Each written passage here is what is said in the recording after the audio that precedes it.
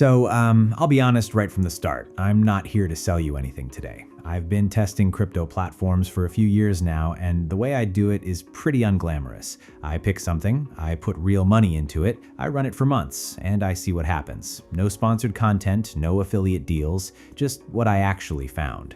And lately, the thing I keep coming back to is one specific idea. What if you could borrow assets against crypto without selling it? Keep the asset, get the funds. That's crypto-backed loans, and I've had one platform doing exactly that in my workflow. Today, I'm walking through a real transaction on my own account. And before I wrap up, I'll also talk through how I personally figure out whether a platform is legit before I touch it, because right now, that's a skill worth having. Before I open anything on screen, it all happens in this calculator right here. This is the whole setup, start to finish, one screen. First thing I'm doing is picking which asset I want to put up as collateral. I choose Ethereum. And worth saying right away, the assets this platform supports are exactly the ones you'd expect to see, the biggest, most traded tokens in the market.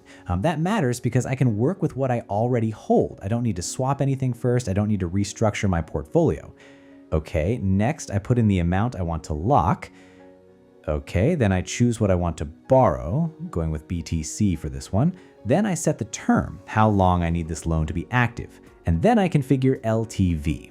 So this is the one I want to slow down on because it's honestly the most important thing in this entire setup. It's the percentage of your collateral value that you're borrowing. So if I put in $1,000 worth of ETH and set LTV at 50%, I'm borrowing 500, simple enough. But if the price of my collateral drops and that ratio gets pushed past its limit, the platform closes my position automatically to recover the loan. So when I'm picking this number, I'm thinking about one thing above everything else. If the market moves against me, how much room do I have before I get liquidated?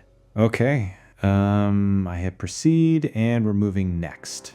So first I save my contract ID. Think of that as the key to this specific loan. I'll use it to come back in here later, and I'll explain what that means in a second.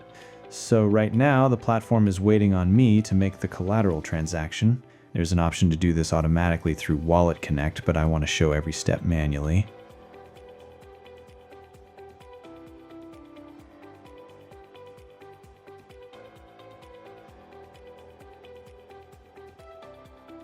Okay, sent. Transaction is on the network. Platform will pick it up once it confirms.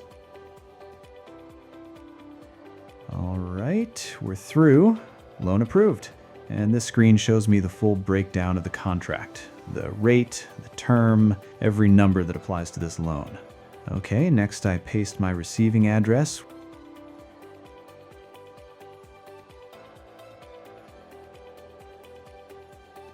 Okay, confirmed.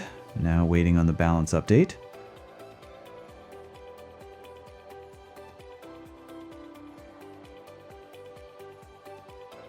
All right, tokens are in. Platform did exactly what it said it would.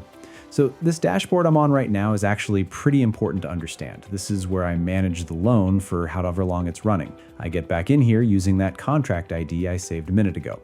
Monitoring the position, making decisions based on what the market is doing, all of that happens from the screen. It's not a set and forget thing. It's something I actively keep an eye on.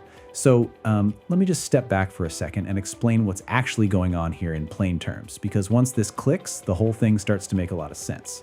So I lock up tokens as collateral, the platform gives me a loan in a different asset against them, and my original position stays completely untouched. I still own those tokens, I'm still exposed to wherever they go in the market. When the loan ends and I pay it back, I get the collateral back. Now think about what happens if I just sell on an exchange instead. I get whatever price the market offers right now, my position is gone, and whatever that asset does afterward has nothing to do with me. Here, I keep the position and I still get tokens I needed. That's the whole pitch. And honestly, once I understood that, it changed the way I think about holding crypto long term.